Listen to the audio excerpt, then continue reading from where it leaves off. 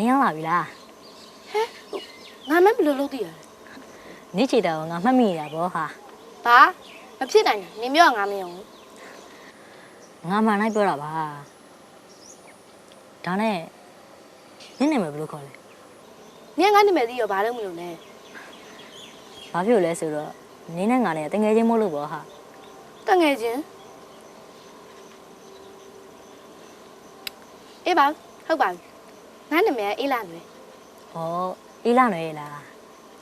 ငါနာမည်ကနှင်းမြိုင်နေဒါနဲ့နင်းမောင်လို့ရော မုတ်စားပြီးကြံခဲ့တယ် ဩဒါဆိုနင်တို့ဒီနေ့ပန်းနေရောင်းအောင်ခဲ့တာဗော ဘယ်ရတာ तू ကအဲ့လိုပဲအငင်းနဲ့ပိုက်စာနေကြလी